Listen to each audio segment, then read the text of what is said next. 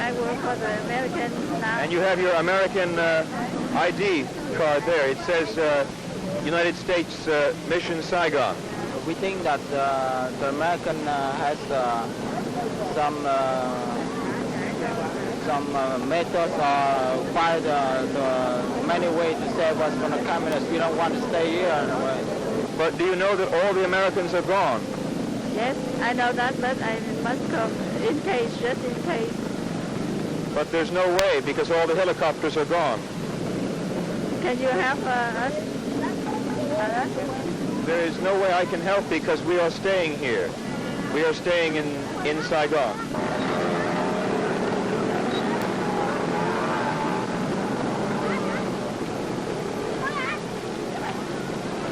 This is now what is left of the American involvement in Vietnam. The U.S. embassy behind me has been completely looted. The South Vietnamese obviously are angry at the American withdrawal. Many of them have said that they were left out in the evacuation. They were unable to make the helicopters. Many of them were American employees. They have had to stay, and they will now have to stay and cope with communism in South Vietnam.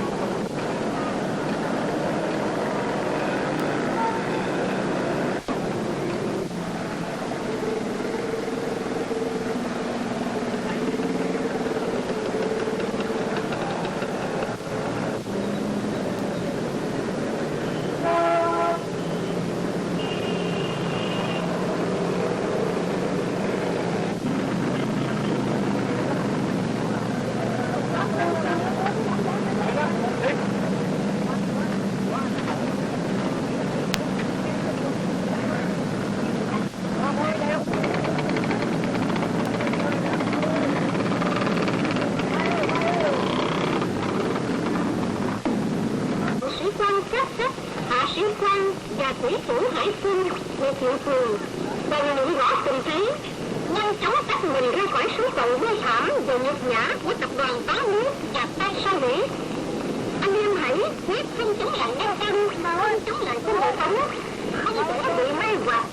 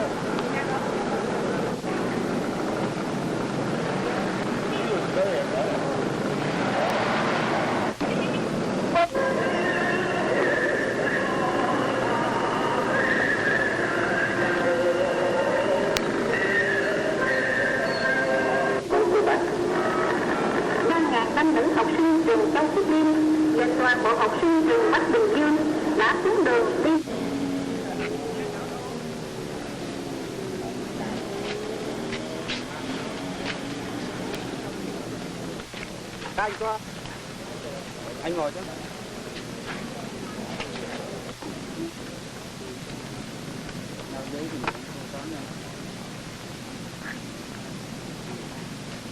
Anh ngồi xuống.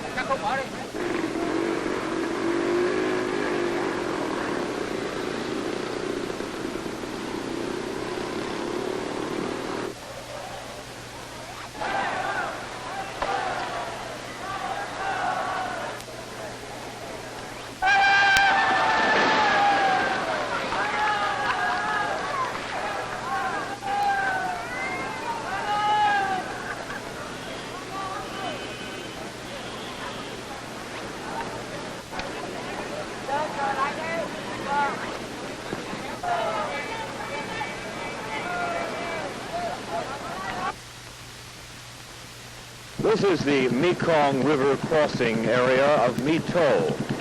It's 5 days after the liberation of Vietnam by the communist forces. 2 weeks ago, you couldn't come here. Now the Vietnamese people are traveling back and forth, up and down the country as normal.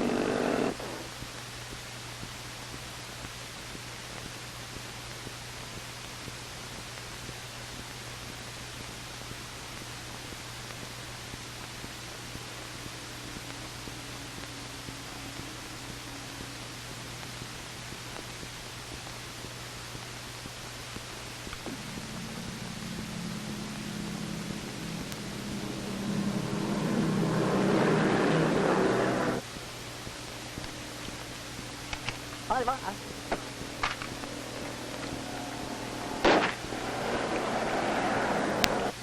Thôi. Đó.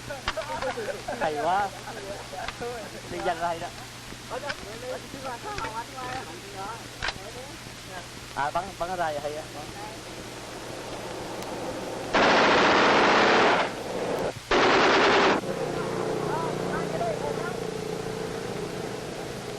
Hay à, chán rồi tôi à.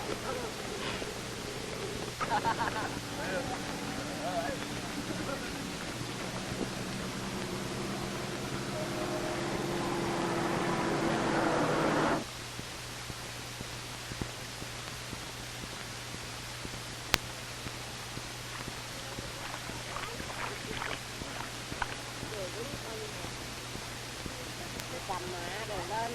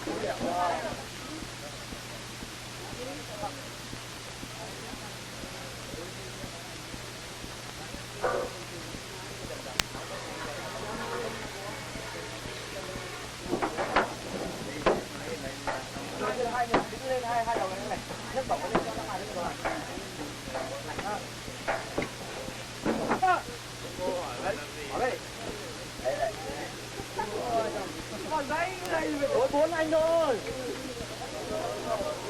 4 anh mà muốn lên là cái dầm này thôi.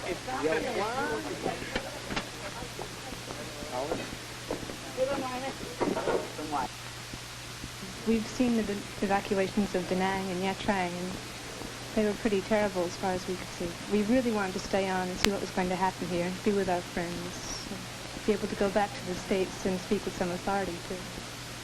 Julie, what have you been doing for the last 9 days since the liberation? Well, we've moved very, very freely throughout the city and have talked to all kinds of people. Just talked to people on the streets, talked to the Liberation Army people very freely. They're very open, and considering the fact that we're Americans, I find that very surprising. And you speak Vietnamese, and what did they say to you? Well, depending upon who you talk to, very different things. Of course, there are people who are very excited and feel the changes are very positive and feel that now they're going to have it.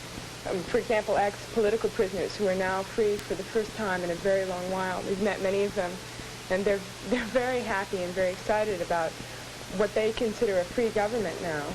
We've talked to other civilians who were very afraid at the time of the liberation of the city. They'd heard any number of rumors. They were afraid their fingernails would be pulled out.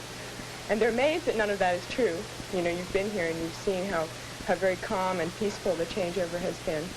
I think there's still an element of question in a lot of people's minds. They don't really know. Everything is so normal. How can that be possible? You know, it doesn't live up to the hate stories they've heard for so many years. You know, and the question is, well, are the communists now going to sneak around and change in another week? How long will it last? But I feel pretty confident that things are going to go on very normally. Sophie, were you surprised by the events here?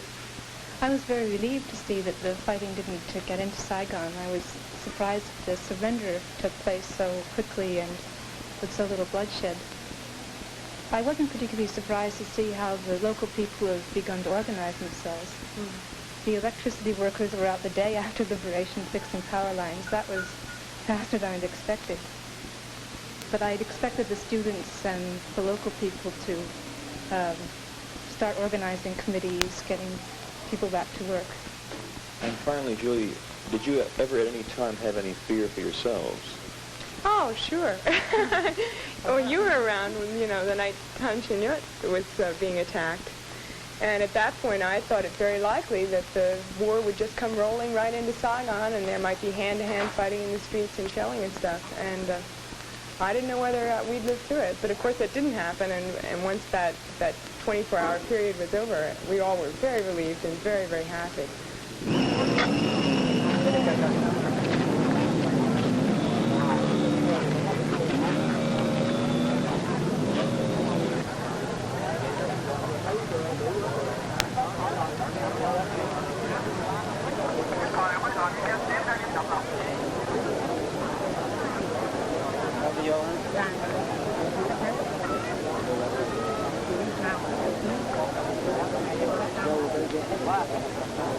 Sài Gòn gia định này cũng như đem lại đời sống bình thường. Chính phủ cách mạng lâm thời Cộng hòa miền Nam Việt Nam hoàn toàn ủng hộ lực lượng võ trang nhân dân giải phóng của chúng tôi. You yesterday have observed the sentiments and attitude of the people here towards the Provisional Revolutionary Government of the Republic of South Vietnam and towards the People's Liberation Armed Forces. It is to fully support the PRG and support the armed forces of the people.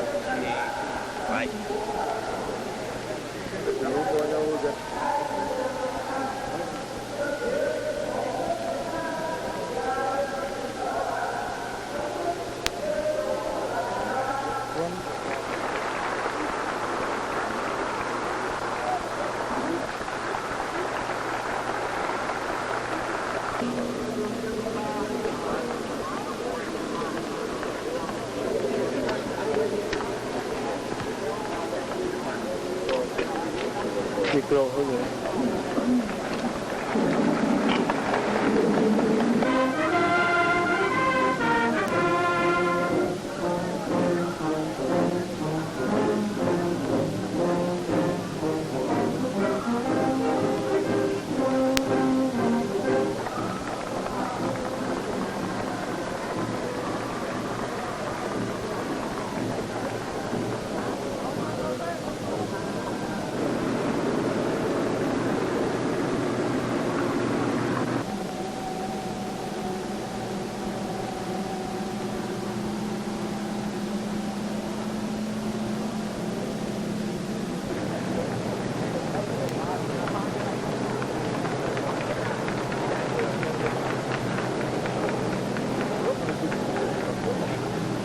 Way on that,